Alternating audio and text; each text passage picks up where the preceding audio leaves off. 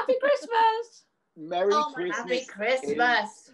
Listen, we have been given all of these lovely wines from Wines with Stories for our Christmas party, Richard. Our little Christmas party that we're having now. I know. What's your favourite? Thank goodness you can't smell it on my breath, because I've torn through them and woke up in a skip outside Peacock's this morning, which was great. Did you get one of these with a hat on? I got one of those with a hat on. My particular favourite, which you can quaff, you know, around 11 o'clock in the morning, was the Pinot Noir. I must admit, I did rather enjoy that. I love that. But this is lovely with the hat on, because it's a really, really nice prosecco, and it's just gorgeous. Yeah, really that is gorgeous. cheers. That's what I'm saying. That's what I'm drinking. Cheers, also, indeed. that Wines with Stories will be able next week to do a 48-hour delivery into next week, so you can still get online and get some Wines with Stories. That's fabulous. That's amazing. So you can find them on our website as well, so you can do that on our website, and you can see Wines with Stories and you get some money off. But actually, the best thing about it is that Cheryl from Wines with Stories has given us a Wonderbirds case, which is 6 bottles for 50 quid. So Cheryl, and she's chosen it all herself, and it's got all our favourite wines, one of those with a hat on and everything else. So it's amazing. So thank you it's a Wonderbirds case. Isn't that exciting? I never thought we'd have our own case of wine. That is amazing. So just to be absolutely clear, it's from Wines with Stories. Yes. I don't know if you heard that. Is it Wines with Stories and a Wonderbirds case? I think it might be. I think it might be. It is. Thank you all for bringing joy to the world. Dee, Debbie, Cherie, Joy if that is indeed your real name. And Harriet, who seems to be coming from Fortnum & Mason this morning. How glorious. Darling, if only it's just my kitchen. I've done a little set. But you know, Dickie's Den, I'm only taking a leaf out of your book, darling. You are indeed. And I'm actually in my dressing room this morning, do a little bit of pre-filming for next week's Good Morning Britain. I think I'm actually the only person who's on the show next week, because everybody else is taking the week off. So I will be turning on and off the lights and serving the teas and coffee. It'll be just me. No, Charlotte and the lovely Laura will be here as well. But so I've gone a bit festive with the decor, with the fan art in the background, as you can see to my rear. And disco. I want to thank you again. Now, I think you can just figure it out, but this is from your friends at Grace's Blankets. Richard Arnold, Good Morning Britain. That's hard, Richard. I can't see it. So pleased. Let me move. Hold on one second. She's travelling. She's travelling. She's travelling. Yeah, how's that? That's divine. Wonderful present, and I thank you very much for that. And they're a wonderful company. So if we're going to endorse anything, the threads are lovely from Grace's Blankets, because I actually do throw that over myself every sort of morning when I'm having a cheeky little disco now here after the show. How lovely. So feeling festive, actually genuinely feeling festive, even in these challenging conditions, I must admit. I am. It's interesting, isn't it? Because I feel like obviously this year, with obviously we're all in various tiers up and down the country, but let's face it, for the most part we're all being restricted in some way, shape, or form. We're all tier 3 now, aren't we? Yeah. Yes, we're all tier 3. We are personally anyway. So obviously it's a lot calmer, the sort of slow build up to Christmas this year. It gives me a chance to sort of sit back, relax, and enjoy the feeling of the season a little bit more, rather than scurrying around trying to please them. Richard, do you think we should start keeping our Christmas decorations up all the way till February?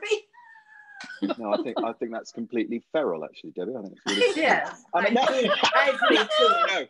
We did have this discussion, didn't we, a couple of weeks ago, ladies? And I do think a little bit of sparkle going into the new year. I think we're clearly going to need it. You don't have to read between the lines with the messaging at the moment. So yes, the fairy lights will come up. The wreath and the tree will come down, along with baubles and stuff. But a bit of holly, and some festive fronds, some eucalyptus at this time of year, although do keep it away from a naked flame, a bit like Sherry's top.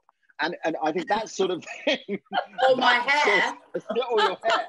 That sort of thing. I think seasonal fronds will help us sort of assuage our passage into a very bountiful new year. Surround ourselves with nature, because nature is basically all we're going to have to comfort us moving forward for the very time, for the time being anyway. So yeah, but I'm all for that. I'm all for that. Good. And also, there's always, Richard, Brussels sprouts. You always have to remember that. I do love a sprout. Thank you for noticing. I know. I can tell that you do. I do. I think sprouts are much maligned. I love think them. they are too. I love them. Yes, love and them. if you put them in, if you fry them with bacon, Yes. cut them up, fry them with bacon, and a bit And of some butter. chestnuts. And chestnuts. Yes, yes. Warm nuts for Makes them very. I everyone. mean, it doesn't Warm stop you. nuts for everyone. It absolutely doesn't stop you farting, but I was going to say gives you the wind kind of, issue. but it makes it tasty. Yes, it does. Yes, I actually lived with a guy who had a nightmare about Brussels sprouts and was actually being chased by one in the middle of the night. And he started screaming, and he woke up. What's the matter? I was being chased by a Brussels sprout, and because he hated them, and that's serious. He really said that to me. Whether And if you that's true or not. take full advantage of the Wonderbirds special offer with the Wonderbird box of wines from Wines with Stories, you too can go off into Dee's magnificent imagination and have similar hallucinations. Well, it's funny, Dee. I knew you and I were quite similar because I have a terrible nightmare, recurring nightmare, of mashed potato and gravy chasing me down the street. Really? Yeah, I've There you had go it for a then. long time. I know. Matron, Richard, matron, can we leave? I know, Matron. that was a Can we link. leave? We had we bond, need you know. matron. Matron, dear, where is We were she? bonding, We need help. bonding over Matron, being chased by Mashed sorry, vegetables. potato and gravy. It's funny you should say that because Claire Nazir is an old colleague of mine from GMTV days, and her husband Chris, they actually did a feature on it on TV. I think they made a show out of it. He has a sort of a pathological almost fear of vegetables. He can't have them in the house on his plate. There you So go. every night Wow. it was fish fingers and beans and anything that basically was processed or came out of a tin. And Claire sort of had to, you know, go that extra mile, take that extra leap of faith to basically cure him of his fear of vegetables. Vegetables. What did he think was going to happen? All vegetables. All vegetables. Oh. Just not What would any happen to him, vegetables. Richard? If he saw vegetables, what would happen to him? Well, that's a very good point, Debbie. I never asked because you know me. I like to, as much as I've tried to learn the art of empathy this year, I sometimes fade out if the story isn't about me within the first 5 minutes. But I do know. Yes, this is true. I do know it made. I know Sherry and I are both the same. So I do know it made for gripping television, and I do know eventually he was cured and he could eat the odd vegetable. I don't think he ran screaming in terror from the house if there was vegetables in the house, you know, Half if there was it. cooking. But Yeah. it's on the plate. If it's on the plate. Oh. Can I ask you a quick Right. question? I can understand a Brussels sprout chasing you through the streets. How the hell is mashed potato, which is soft, And gravy. How is it? And gravy. Go How all does over that the place. chase? How, I don't know. It's a lump. It's a big lump, and it's got gravy put down it, and it just is behind me, and it's going boom, boom, boom, boom, boom, boom, boom, boom, boom, boom, boom, boom. Surely you can outrun mashed potato and gravy, darling. Anyone? Well, else your could legs do that. start to weaken. Of course. Yeah. I course think, they do you know what? I think, Sherry, you should start writing a load of children's books because your stories to me, especially about bananas and certain things. Well, bananas. No, Yeah. Debbie. Have I No, explained Debbie. this to you, Richard? Little about the men in banana? them. Darling, they'd all be in therapy. Are you kidding me? With Sherry's books, all the children would be in therapy. Don't They be have ridiculous. little people in bananas. The And little in people. ears. I have this recurring dream that every Saturday morning I'm waking up with 4 menopausal women who are washed away in their last tide of estrogen. But I'm sure it's nothing. Estrogen? What's that? Who- What's that, people? darling? Remember that. Where are they? Remember that. No. Honestly, girls, you're enough to drive me to drink. Hopefully, Yes. Like you need help. Like you need help, Can I just ask? Well, I've got you obviously because you're the only company I have at this time of year. Christmas parties. Are we missing them? No. It's been such a long time since we pressed the flesh with anyone. When I see scenes on TV, and we're watching a lot of festive programs at the moment and festive flicks, and I yearn to sort of, you know, chink glasses and pop a cork or two with people. But the Christmas parties of old, I mean, we always have one here at Good Morning Britain. We always have a lunch with the presenters and the correspondents, which is a great do because of the hours we all work, we don't actually get to see each other a lot, and certainly not socially. And that's always a bit of a do. Last year they cancelled it because, of course, this time last year, this day in history, it was actually the election or the morning after, Yeah. the last Yeah. Friday before Christmas. So they scuppered it. And clearly there's not one this year as well. And then, of course, there was that certain age where you realised you weren't quite young enough anymore to go to the parties, you know, and as I say, you know, forget a shoe, wake up in a skip or whatever, and ricochet down the high street home, or flag a cab or whatever. Those were the days. And you'd wake up with a mouth as dry as a dead dingo's donger in the morning, you know, and you'd realise that actually it's all for the young people, younger people, I should say. But I'm missing it a little bit. I'm not missing the feeling of reaching this point in the season and going, oh, just the very thought of it. But I must admit, I am this year missing the company. Yeah. I know. Yeah. I mean, Are you going to be ever kissed at a Christmas party, Richard? No, I've never. I always thought that Christmas, December, for those of us that are partnered up, should have some kind of clause in it, a Santa Claus even, that gave you diplomatic immunity so that you could pucker up politely under the mistletoe. Hands where we can see them, ladies, hands where we can see them, where you could be allowed just a little bit of a pucker up with your office crush. But of course, the times have changed. So I don't think we're allowed to even give someone so much as a glance look. This is quite a serious question. Do you think, because when we actually do come out of any sort of lockdown, it's probably going to be almost a year since it all started. Are we all going, is it going to change how we are with people generally? Are we going to be a little bit more distant? Are we not going to sort of greet how we used to greet anymore? Is that completely changed forever, do you think?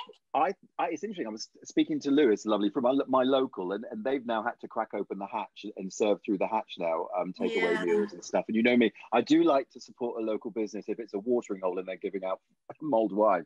So I chatted to Lou yesterday after the dog walk, and he's a young lad, and he was saying it's going to be really weird, isn't it, Rich? He said, because I find myself, you know, even now, sort of not backing away as such, but keeping a safe distance, which of course we're all and we were talking about the idea of Christmas shopping, the images that we've seen of people going out and about as well, and one would hope safely, and wearing a mask where necessary. But he was saying, Rich, it's going to be so weird when you find yourself in a crowd again, because I think there is going to be that residual hangover of you know, and I'm, you know me, ladies, I'm all hands and touchy-feely. And so it's, even I find myself slightly braced now if someone gets a little bit, you know, in your orbit a little bit too close.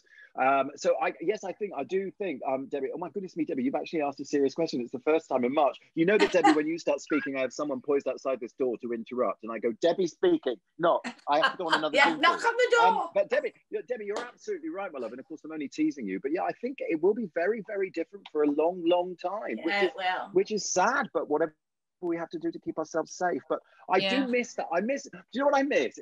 Because it's always the Christmas parties, like most parties, really, you know, it's all about the anticipation, isn't it? And so you sort of bubble away, so you sort of get butterflies because you're frocking up, and you know the night, the air is, as I say, filled with anticipation. Anything can happen, and even if you're disappointed the minute you get through the door and think, oh, it's just another year, another little bit of history repeating, I just love the build up of all of that, you know, and I sort of that's the best bit. You know, I mean, this jumper's not been off since we went into tier 3, because I'm literally like, well, what's the point? I mean, I'm sure, Sherry, you've not even bothered to rinse out your tights, but or are they drying on the radiator behind you? But it's funny, isn't it? It's a funny time. I miss that. I do miss that, and I can't work out whether that's a time of life thing.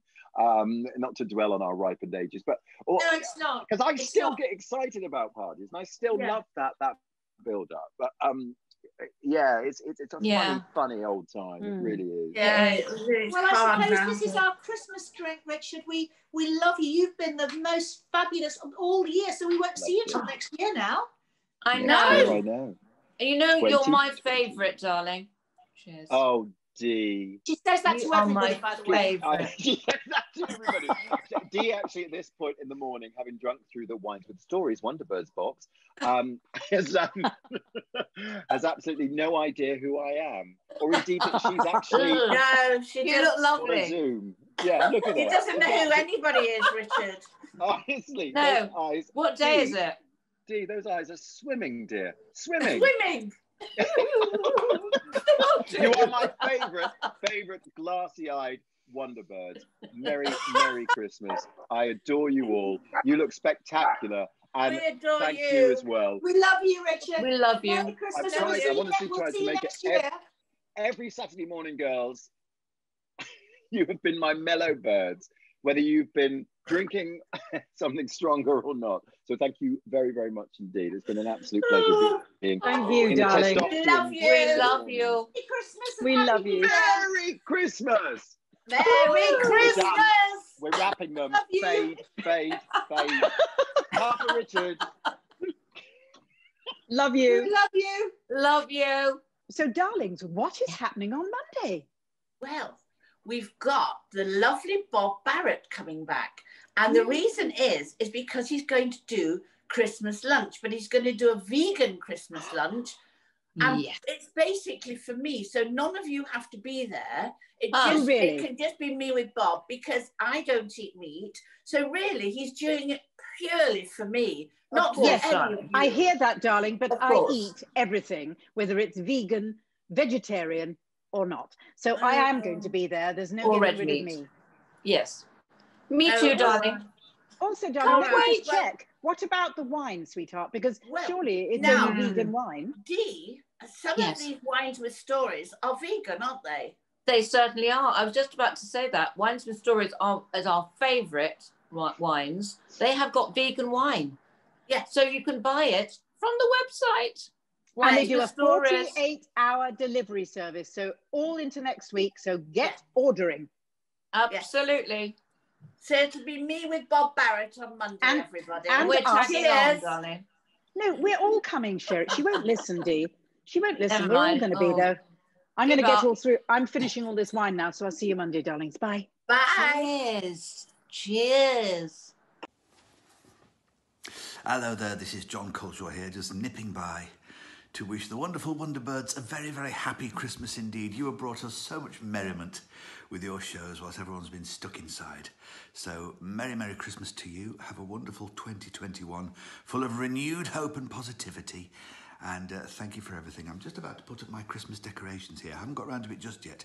So until then, I shall close by saying Merry Christmas once again and round off with a Christmassy effect created by a vase. See you soon.